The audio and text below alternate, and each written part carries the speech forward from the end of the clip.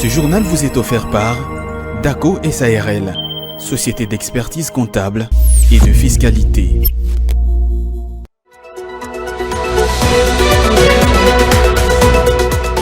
Le gouverneur de la ville de Kinshasa, Daniel Bumba, a annoncé en fin de semaine dernière que près de 11 milliards de dollars américains sont nécessaires pour transformer la capitale congolaise. C'était lors de la présentation de son programme quinquennal dénommé Kin Ezobonga, un programme salué par quelques Kinois approchés ce lundi et appelle par ailleurs à sa matérialisation pour le développement de la capitale. Dépôt des candidatures ce lundi 5 août pour les élections du bureau définitif de la Chambre haute du Parlement. La candidature du sénateur Jean-Michel Samalukonde à la présidence du Sénat et celle du sénateur Salomon Kalonda comme rapporteur adjoint ont été réceptionnées ces jours.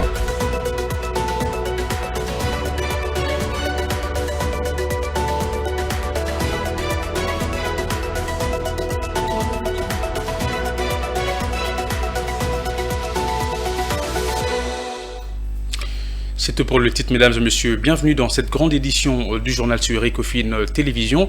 Comme je l'ai annoncé au sommaire de ces journaux, le dépôt des candidatures ce lundi 5 août 2024 pour les élections du bureau définitif de la Chambre haute du Parlement. La candidature du sénateur Jean-Michel Samalukonde à la présidence du Sénat et celle du sénateur Salomon Kalonda comme rapporteur adjoint pour les comptes d'ensemble pour la République ont été réceptionnées ces jours, alors que l'ex-premier ministre place sa candidature sous les signes de l'accompagnement de l'action du président de la République Félix-Antoine Tshisekedi et de la consolidation de ses acquis. Les candidats d'ensemble, à en croire son secrétaire général Dieudonné Bolingue Tengue, inscrit la sienne comme porteuse de la voix de l'opposition. On les écoute. Je suis venu effectivement déposer ma candidature. Candidature qui s'inscrit bien sûr dans l'accompagnement de la vision Son Excellence Monsieur le Président de la République, mais surtout la consolidation des acquis, comme il l'a mentionné.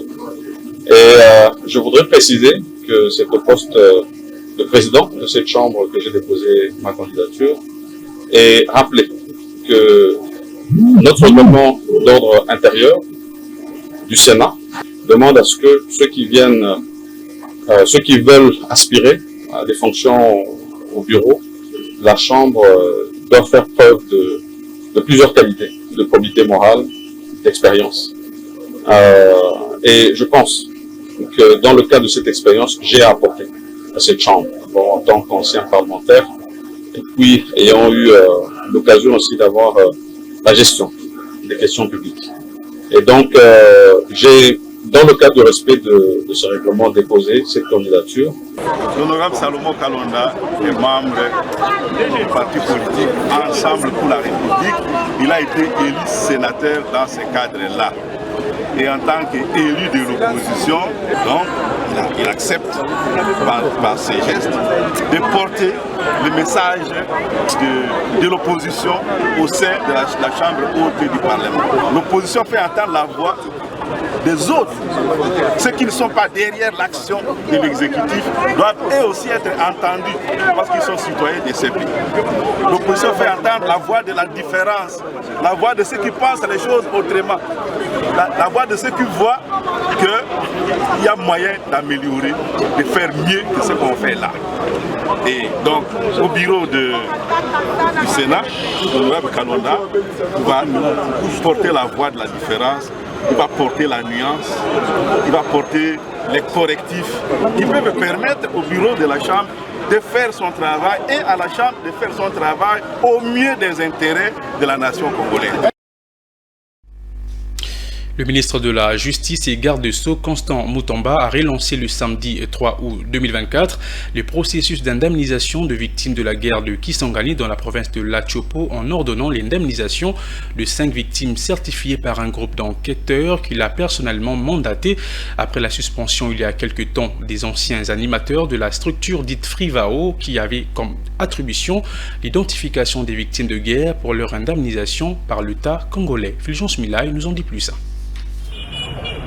Ayant mandaté une équipe de son cabinet pour identifier les victimes, le ministre Constant Mutamba leur a demandé en prélude de cette relance la prolongation de leur séjour dans la ville de Kisangani après la commémoration du 2e anniversaire du Génécoste, le génocide congolais pour des gains économiques.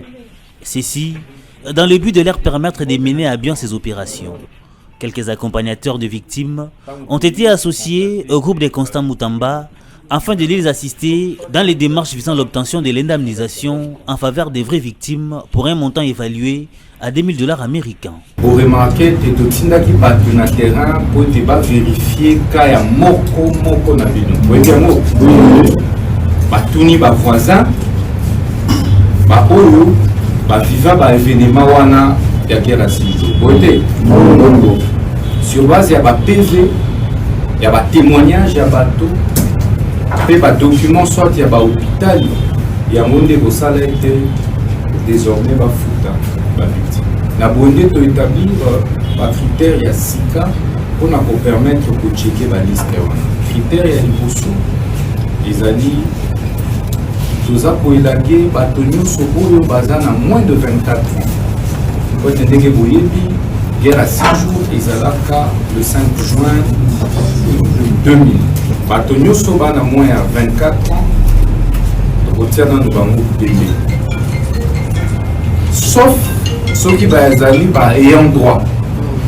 Le ministre d'État en charge de la justice et garde des Sceaux Constant Moutamba avait précédemment suspendu les mouvements débuteurs du compte du Frivao, ouvert dans les livres de la Raobank, décision qui devra rester en vigueur en attendant l'audit final diligenté par l'inspection générale des finances sur les activités des Frivao.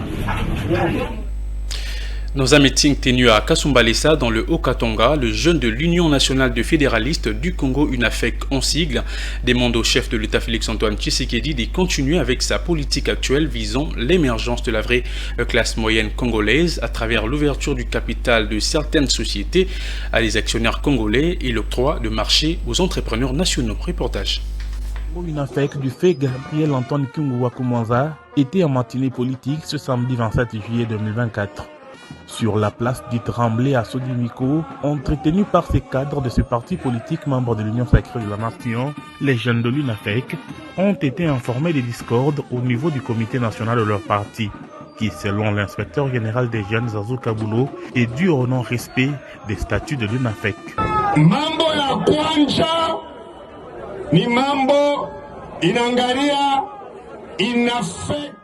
D'abord, il s'agit de veiller et respecter le principe et règlement intérieur au sein de l'UNAFEC et JUNAFEC. Nul n'est tenu d'aller à l'encontre.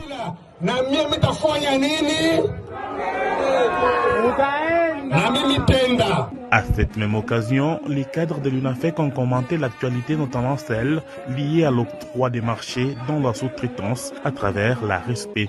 À en croire au cadre de l'UNAFEC, le DG de la RESPE, l'honorable Miguel Kachel Katembe, est bien rangé sur la bonne voie pour l'émergence de la vraie classe moyenne congolaise, comme le veut le chef de l'État Félix-Antoine Tshisekedi Tshilombo.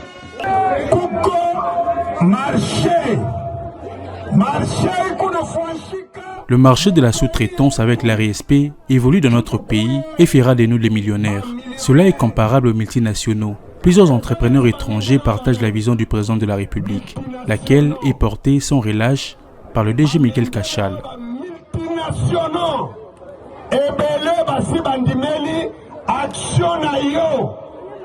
À travers Miguel. Ceux qui ont mis agitation mokonzi. Oh, Ngai, Balobi, oh, Katanga, Tozuite, Ezalukuta. Bazaba Mouyibi Moko, Baeko Pesa ba faible. Toba moi, Koli. Baeko Pesa ba Koli pour passer la manifestation à Pamba. Boko Souka. À travers cette matinée politique, les cadres de l'UNAFEC ont encouragé les jeunes à créer des entreprises et être éligibles aux offres de marché dans la sous-traitance. Ils mettent en garde toute personne qui combattra cette approche qui vise à sortir les jeunes congolais et surtout ceux issus des provinces du Grand Katanga dans la pauvreté. Dans le même chapitre, cette formation politique met en garde les acteurs politiques, mouvements de jeunes, les ONG, qui se laissent manipuler par de mains noires visant à stopper l'émergence de la vraie classe moyenne congolaise et ceux qui combattent la politique du chef de l'État Félix-Antoine Tshisekedi dans la sous-traitance. On écoute à propos la déclaration du secrétaire général en charge de la jeunesse dans cet extrait. Que les entrepreneurs soient déterminés et aptes à soutenir le Congolais. Les jeunes Congolais doivent à leur tour s'allier à la vision du président de la République, celle d'avoir une classe des millionnaires congolais. Nous étions sous-informés pour ce qui était des actions de l'ARISP. Dans le passé, plusieurs méfaits s'est passé au sein de cette structure. Mais depuis sa redynamisation par le chef de l'État, tout s'est amélioré. Surtout, depuis qu'il a été placé à sa tête, le DG Miguel Katem Kachal, tout marche convenablement. Par conséquent, les entrepreneurs doivent soutenir le DG Miguel et apporter leur savoir-faire à la nation pour créer une vraie classe moyenne congolaise. Cela pour le développement de la société. Nani ule anezi juu ya respect ni mambo ya ma contrat minier muku mambo ya mingi. C'est pourquoi arenda kupata Miguel Katem eko kale juu Miguel leo kama tu Miguel tunasema leo hii Miguel na yeye anapo tunasabu ile ya respect aita kuyakako ba entrepreneur bana pashu kumsaidia Miguel bana pashu kuleta nguvu mu pays ni juu ya kuangaje ba jeune parce que une occasion d'Europe tunapata banapaswa kusoutenir ma action ya chef de l'État juu to avancer kumbele. Autre chose à signaler dans ces journaux, la Banque mondiale présente au ministre congolais du portefeuille l'appui budgétaire, le recrutement compétitif, l'appui technique, la formation et les renforcements de capacités comme solution pour faire face aux défis de ces secteurs qui est un vecteur de croissance. C'était lors d'une audience que le ministre a accordée dans son cabinet de travail à Albert Zefak, directeur des opérations de la Banque mondiale pour la République démocratique du Congo, l'Angola, le Burundi et le Sao Tomé et Principe. Le détail dans ses commentaires. D'après Albert Zefak, le constat est partagé avec le ministre sur la mauvaise gouvernance des entreprises publiques. Selon le directeur des opérations de la Banque mondiale, il y a nécessité d'enclencher des réformes sérieuses. Il faut absolument des compétences pointues dans la direction, mais aussi au conseil d'administration des entreprises du portefeuille, si le gouvernement veut des résultats, estime-t-il. Il faut s'assurer que ces entreprises délivrent des résultats à travers un système de critères, des performances, pour s'assurer effectivement qu'elles rendent à la population le service dont elle a tant besoin, tout en restant convaincu que le portefeuille de l'État est au cœur du développement de la RDC et devrait être l'autoroute de la prospérité du développement du pays, mais ne l'est pas pour l'instant, tout en signifiant que l'importance de la présence de la Banque mondiale dans le mur du portefeuille est seule d'apporter une assistance au ministre actuel pour la relance de son secteur. Cette vision a été partagée par le ministre du portefeuille du fait que l'assistance tombe à point nommé. Depuis sa prise de fonction, Jean-Lucien Boussa s'emploie à vouloir remettre les entreprises sous sa tutelle à leur place des créatrices d'emplois et faire du portefeuille les leviers de la croissance économique. 378,1 millions de dollars américains, c'est la somme dont a besoin le programme alimentaire mondial afin de continuer à fournir à près de 1,7 million de personnes une assistance alimentaire dans la partie est de la République démocratique du Congo au cours de 6 prochains mois. C'est ce qu'indique le rapport de cet organe des Nations Unies rendu public le 2 août dernier. Osé Kabomba pour les détails. À en croire ces rapports du programme alimentaire mondial, entre le mois d'avril et juin de l'année en cours, la situation en RDC a évolué rapidement avec des ramifications négatives sur l'urgence humanitaire dans la partie est du pays. Parallèlement, les ressources disponibles en 2024 ont permis au PAM d'atteindre seulement 1 million de personnes chaque mois. Face aux graves limitations des ressources, dues notamment à des lacunes dans la filière d'approvisionnement alimentaire et au nombre croissant de personnes dont le besoin, dans son rapport, le programme indique avoir réduit sa portée afin d'utiliser au mieux les ressources limitées actuellement disponibles. Au cours du deuxième trimestre de l'année, en moyenne, Le PAM a atteint 386 000 personnes par mois dans la province du Nord Kivu, soit une baisse substantielle par rapport à la moyenne mensuelle du premier trimestre, contre une moyenne de 210 000 personnes atteintes en Ituri par mois au cours de la même période. Dans son rapport, le PAM souligne qu'au nombre de défis figurent, entre autres, l'inaccessibilité d'infrastructures, la perturbation de l'approvisionnement due notamment à l'intensification de combats dans le Nord Kivu. Si la même source renseigne que 40 millions de personnes, soit 40% de la population, sont confrontées à une insécurité alimentaire chronique en RDC, elle signale par ailleurs que dans les provinces orientales du pays, près de 6,9 millions de personnes sont déplacées, soit un total de 7,3 millions de personnes dans l'ensemble du territoire national. À noter que le dernier rapport sur les crises alimentaires désigne la République démocratique du Congo comme l'une des plus grandes crises alimentaires au monde.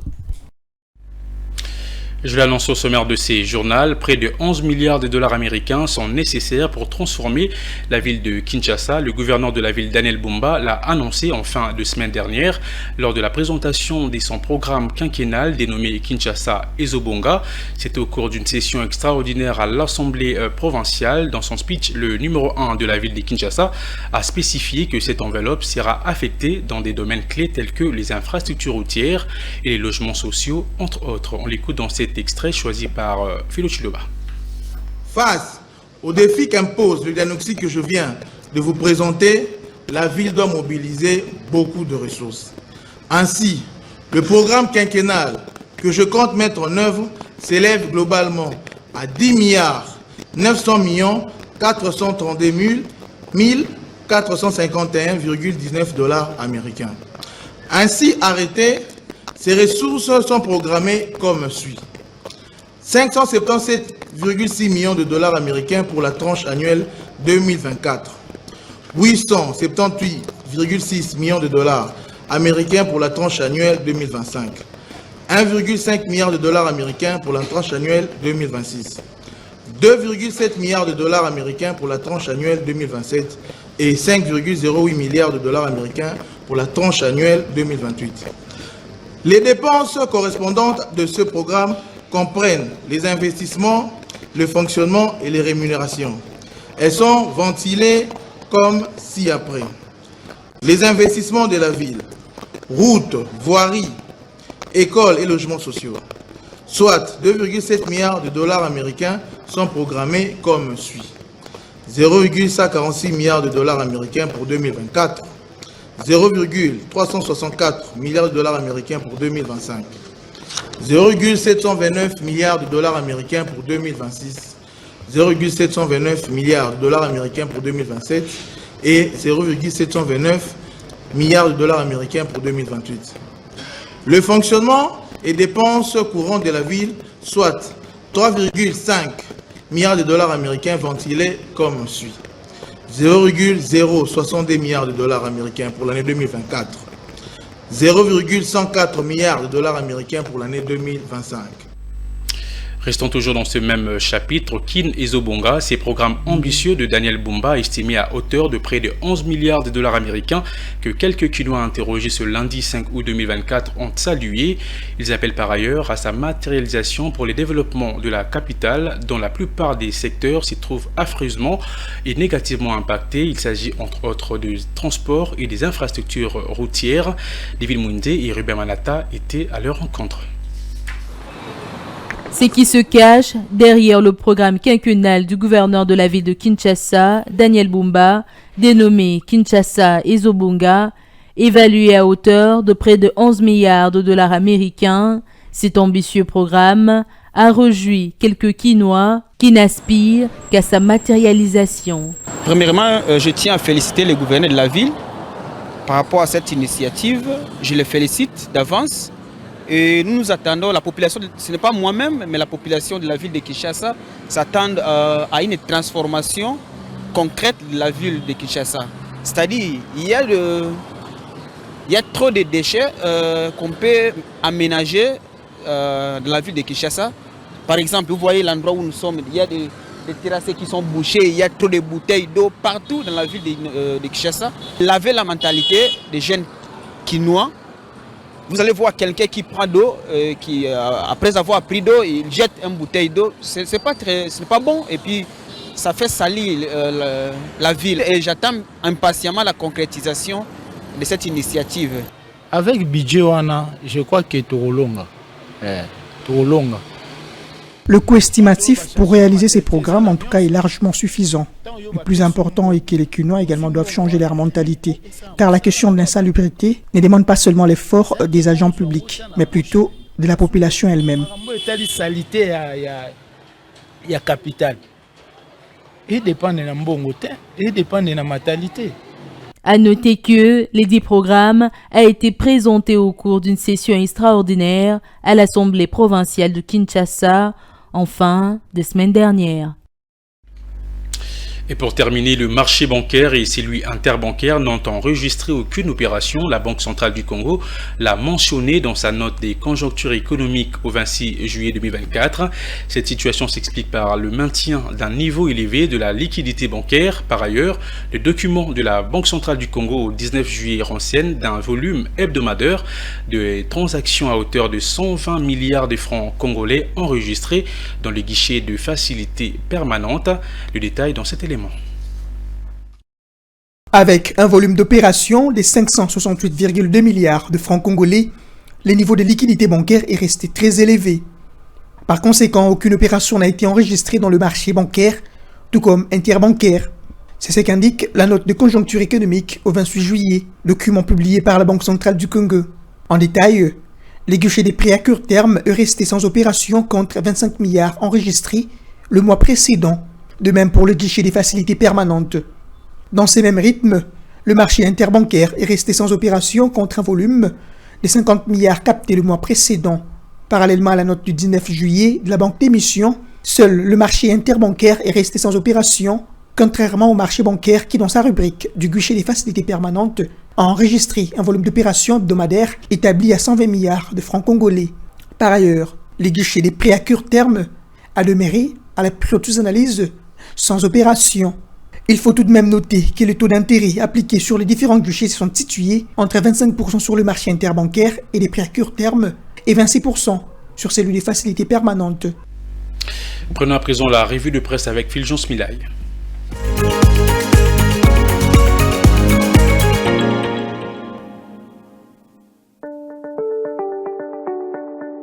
C'est la revue des presse Ecofin Télévision. Bienvenue à tous. Commençons avec les moniteurs qui écrit dans sa page numéro 2 implantation de la bonne gouvernance, les travaux historiques de l'IGF que la nation congolaise n'oubliera jamais. Dans un pays habitué et depuis des lustres à voir des responsables politiques et administratifs bâtir à leur profit et des richesses incommensurables, il n'était pas du tout aidé à l'inspection générale des finances, UGF, un service créé il y a 3 décennies à les traquer dans leurs planques et à les mettre à la disposition des instances judiciaires. Redynamisé par les chefs de l'État, qu'il a d'ailleurs rattaché au bureau de son cabinet, l'inspection générale des finances à la tête de laquelle un patriote, Jules Alingueté, a été nommé, avait vraiment du pain sur la planche.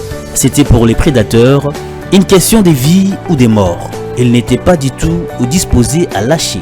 Malgré cette obstination à garder leurs avantages indus, Jules Alingueté et ses inspecteurs ont tenu à faire appliquer les principes de l'implémentation de la bonne gouvernance dans tous les services de l'État, ministères, entreprises et établissements publics, gouvernorat, etc.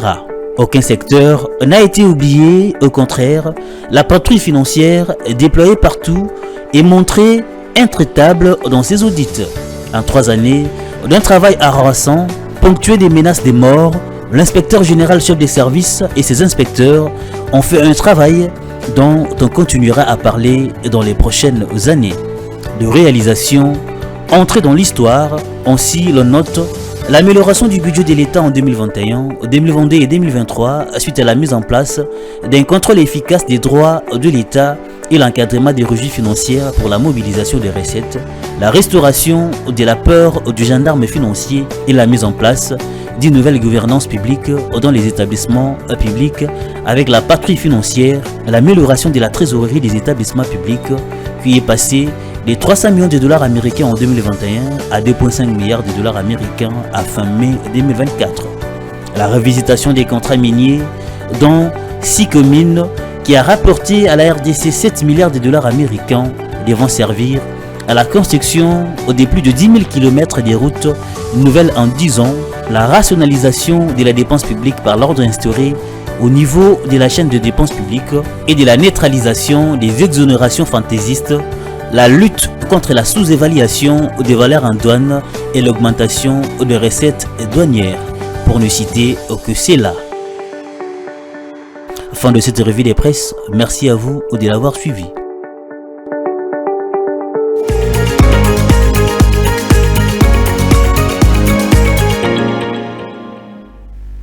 C'est la fin de ces journaux, mesdames et messieurs, mais avant de nous quitter, le rappel du titre. Le gouverneur de la ville de Kinshasa, Daniel Bumba, a annoncé en fin de semaine dernière que près de 11 milliards de dollars américains sont nécessaires pour transformer la capitale congolaise. C'était lors de la présentation de son programme quinquennal dénommé Kin Ezobonga, un programme salué par quelques Kinois approchés ce lundi et appelle par ailleurs à sa matérialisation pour le développement de la capitale. Dépôt des candidatures ce lundi 5 août pour les élections du bureau définitif de la Chambre haute du Parlement. La candidature du sénateur Jean-Michel Samalou Kondé à la présidence du Sénat et celle du sénateur Salomon Kalonda comme rapporteur adjoint ont été réceptionnées ces jours.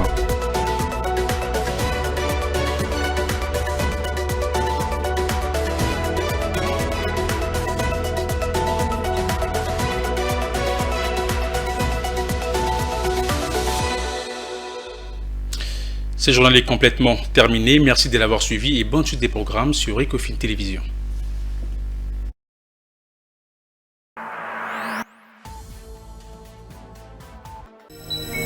Ce journal vous a été offert par DACO SARL, société d'expertise comptable et de fiscalité.